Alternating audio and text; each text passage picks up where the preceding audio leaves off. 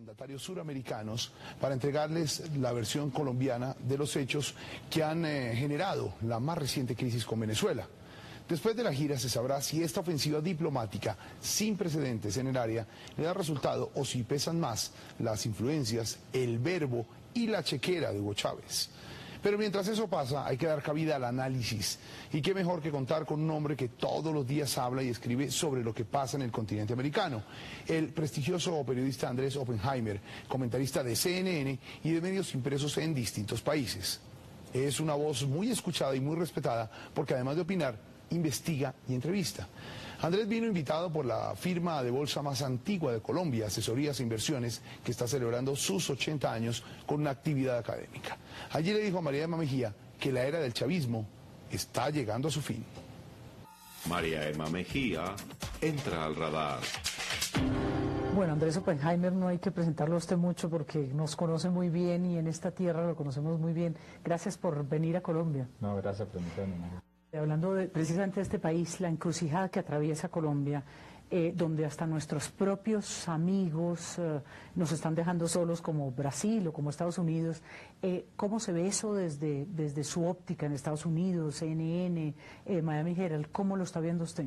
Mira, Mariana, te cuento como si fuera un invitado de Júpiter que vino un día aquí a Colombia. Mi sorpresa esta mañana, tuve la ocasión de entrevistar al canciller, a Jaime Bermúdez, y lo que más me impresionó es cómo el gobierno colombiano erró en etiquetar todo este tema, porque desde el momento en que nosotros... Usted habla de lo de las bases, ¿o sí. qué? Desde el momento en que tú estás hablando de las bases, en el momento en que la misma prensa colombiana está hablando de las bases, en el momento en que el presidente Lula en Brasil está hablando de las bases, Chile está hablando de las bases, todo el mundo está hablando de las bases, y yo me encuentro esta mañana, para mi sorpresa, que el gobierno de Colombia, a través de su canciller, me dice: Andrés, no son bases, tienen bandera colombiana, general colombiano, donde manda capitán, no manda marinero, son bases colombianas, donde van a venir asistentes. Entonces, para mí fue un error de etiquetamiento.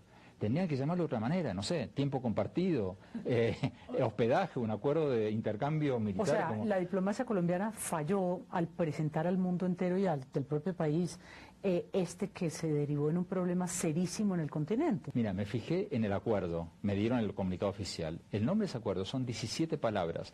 Acuerdo de cooperación técnica, no sé qué, entre Colombia. Son 17 palabras. Es un poco más de lo que ya teníamos, de alguna forma, ¿no? Pero desde el punto de vista mediático y político, desde el momento en que sale el presidente de Venezuela y dice las bases americanas en Sudamérica, ¡boom! Eso es una noticia de primera plana, todo el mundo está hablando de las bases, y si realmente no son bases, como parece que no lo son, entonces tú tienes que encontrarle otra palabra para sustituir esa, porque mientras no logren sustituir la palabra bases por otra, creo que es una batalla perdida, y que todo este viaje del presidente Uribe no va a lograr nada si no logran cambiar una palabra. ¿Usted cree que el presidente Uribe ha debido estar en UNASUR? ¿Debería estar la semana entrante en UNASUR a pesar de este viaje donde él quiere, dijéramos, anticipar la tesis colombiana? Mi intuición es que sí, porque el presidente Uribe está en su mejor forma cuando desafía a todo el mundo, como hizo en Santo Domingo, y se los lleva a todos por delante y la gana. Eso es su capital político y eso es su ventaja comparativa. Él es muy bueno en situaciones en que él tiene que enfrentarse contra todos. Yo creo que al no estar ahí les va a dar una tribuna y no va a poder plantar su bandera y decir: señores, me parece muy bien que ustedes discutan nuestro acuerdo de cooperación o nuestro acuerdo de asistencia técnica, o como quieran llamarlo. Pero también tendría que estar discutiendo cómo es que Venezuela apoya a la FARC, Ecuador apoya a la FARC. O el armamentismo, de la presidencia rusa o la francesa, exacto. Le quería preguntar por Estados Unidos. Uno siente que Estados Unidos ha dejado solo a Colombia, su principal aliado, y no creo que sea cuestión de Obama. Obama, como que uno ve al presidente como que no se ubica en la región. ¿Qué está pasando con Estados Unidos? María, el presidente efectivamente no es un hombre que esté muy interesado o tenga una gran cercanía con América Latina. Yo lo entrevisté 3 veces y la primera vez que lo entrevisté le pregunté si alguna vez fue a América Latina y me dijo, como buen político: mi primera prioridad va a ser ir a América Latina. Sí. Traducción, jamás pisó. Bueno, después, por supuesto... Lo hizo claro. con México, por supuesto, Carranza. Pero es un hombre que fue un político en Illinois, no tiene lazos con la comunidad hispana ni de donde viene, ni los tiene después, ni por infancia. Ahora, es un hombre extremadamente inteligente, bueno, todos lo conocemos, extremadamente hábil, extremadamente político. Pero él no tiene esa conexión. Bueno, pero lo podría tener Hillary Clinton, y no la vemos tampoco muy presente. Hillary Clinton tiene conexión con 2 países latinoamericanos, Haití y República Dominicana, que eran sus bases cuando era senadora por New York. Pero ahí para la cosa. Y no hay un subsecretario de Asuntos Interamericanos. Sí, porque a Valenzuela ni siquiera lo ratificaron antes de septiembre, sí. Entonces, si le sumas a eso, Mariema, que el Partido Demócrata tiene muchos integrantes que tienen una hostilidad hacia Colombia por el tema de derechos humanos, por el tema de los asesinatos a trabajadores sindicalizados.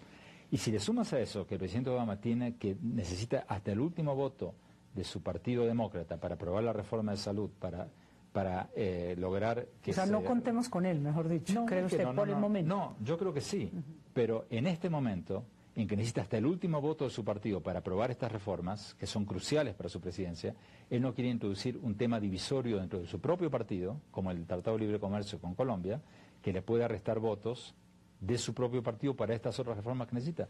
Entonces, yo creo que una vez que aprueben la reforma de salud, que será probablemente en septiembre, ¿no? Ojalá, septiembre, octubre, noviembre. Una vez pasado eso, yo creo que se abre una posibilidad para Colombia en el tema de libre comercio, probablemente el año próximo. Andrés, de su experiencia, que es mucha en analizar a nuestro continente, América Latina, ¿había visto un momento tan difícil y como de ese, dijéramos, donde todos nuestros huevos estuvieran en los caudillismos regionales? Una ola reeleccionista como esta, no. No. Y una encrucijada tan dura para nuestro continente, conflictos por todos lados, debilitamiento de la OEA, fortalecimiento del ALBA. Pero Mariema, yo creo, quizás soy un poco golpes optimista. De Estado. Sí, pero yo creo que estamos llegando al fin de esa época, de esa etapa del péndulo. En América Latina vamos 10 años por un lado. ¿Usted tiene esa tesis del péndulo? Yo creo que sí, porque si miras la historia reciente, o sea, los años 70 dictaduras militares, los años 80 democracias socialdemócratas, los años 90 democracias neoliberales, los 2000 el chavismo. O sea, son 10 años, a veces 9, a veces 11, pero son, o sea, en América Latina vamos por etapas. Y esas etapas tienen 10 años. Y yo creo que por varios motivos la etapa chavista está tocando fondo. El petróleo está a la mitad de lo que estaba el año pasado. Las elecciones ya las están empezando a perder, las perdieron en Panamá, las perdieron en O sea, ¿usted cree que la oposición venezolana se ha fortalecido? Se ha fortalecido, se está fortaleciendo cada vez más. Pero si tú miras el barrio, la zona, o sea, Panamá perdió el chavismo, Argentina perdió el chavismo. En El Salvador ganó un partido de izquierda que supuestamente iba a ser chavista, pero su presidente está diciendo, con este no me caso. Paraguay está diciendo, sí, pero no. ¿Y usted cree que la hegemonía de Brasil, dijéramos, el poder de Brasil en la región, se puede preservar post-Lula? Bueno, actitudes tan fuertes como la de el canciller Amorín Mayer hacia Colombia, que fue durísimo con el presidente y con nuestro gobierno. ¿Cómo será que hizo que el presidente Uribe considerara la posibilidad de viajar a todos los países? Bueno, precisamente por esa palabra, por ese error de etiquetamiento y permitir que se use la palabra bases. No puedo dejar de preguntarle por esa famosa entrevista suya hace ya como año y medio con el presidente Uribe, donde usted por 5 veces creo que le preguntó, presidente, y reelección, y el presidente Uribe con esa habilidad, pues... creo que no le contestó. No, ¿qué opina usted del tema y qué sabe qué cree que va a pasar hoy? Mira, un año y medio después, ¿no? Yo creo que sería un gran error para el presidente Uribe insistir en la reelección. No conozco un caso que haya salido bien una tercera reelección. Todos terminan mal. Fujimori terminó mal, Menem, además sería pésimo para el país. Yo creo que el presidente Uribe puede pasar la historia como el presidente que reencauzó Colombia o puede pasar a la historia como otro Chávez. Y la prensa hoy, Andrés, usted que ha sido tal vez uno de los periodistas, de los analistas más importantes que ha tenido nuestro continente y que ejerce desde Estados Unidos, esto que está pasando en Ecuador, esto que está pasando en Venezuela. Creo en la defensa colectiva de la democracia y a mí me aterra cómo los gobiernos están haciendo la vista gorda. A todo, no solo a la prensa, a las violaciones a los derechos humanos, a los encarcelamientos de gente. O sea, desde el momento, por eso critico el golpe en Honduras. Porque no podemos ser tuertos en esto. O tenemos que condenar todas las violaciones a la democracia, o a ninguna. Yo creo que condenar a todas. Entonces, lo que está pasando en América Latina desde hace unos 5, 6, 7 años es que se empezó a hacer la vista gorda. Chávez empezó a hacer trampitas, todo el mundo miró para otro lado. Y sí, ahí, con el prurito de la democracia, pues todo pasa, ¿no? Pero empezó a hacer trampas. O sea, lo que pasó en Caracas. O sea, gana la oposición en Caracas.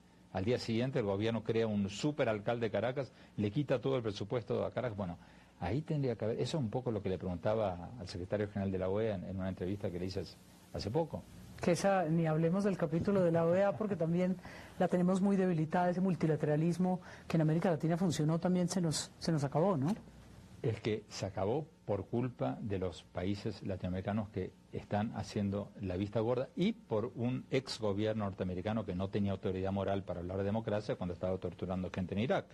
Pero usted, bueno, para terminar, me dice que es hasta cierto punto optimista. ¿Cree que esta semana que viene, que estamos tan preocupados en esta parte del continente, podemos salir victoriosos, ¿sí o no? ¿De pronto superamos esta crisis? Yo no te diría que soy optimista sobre la semana que viene, pero soy optimista del año que viene, dentro de 2 años, porque creo, como te decía, que el péndulo de la década chavista está llegando a su fin.